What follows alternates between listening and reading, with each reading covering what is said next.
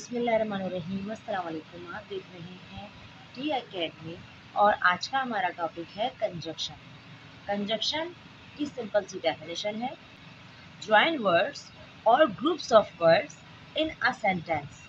For example, and, because, so, but and etc.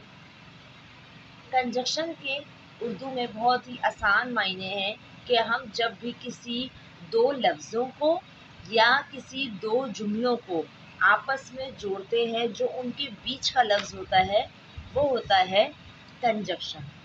जैसे कि मैं आपसे कहूँ, मैं और मेरी बहन बाज़ार गई थी, तो मैं मेरी बहन, इनके बीच में और का जो लफ्ज़ इस्तेमाल किया, एंड का जो वर्ड यूज़ किया, वो हो गया कंजक्शन। मैंने दो जुमलों को, उनका रिलेशन जोड़ा, उनको आपस में जोड़ दिया।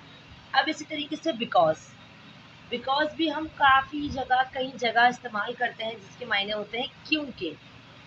मैं कल बाज़ार नहीं जा सकी क्योंकि बारिश हो रही थी। इसके अलावा है सो से मुराद होता है तो। अगर हम किसी से कहें कि मैंने आपको मेहंदी लगाना सिखाई थी, तो आप वैसे ही मेहंदी लगाएंगे। इसे कहा जाता है कंजक्शन। जो बीच में सो का वर्ड यूज हुआ है, तो का वर्ड इस्तेमाल हुआ है, वो है कंजक्शन। बट कहते हैं लेकिन।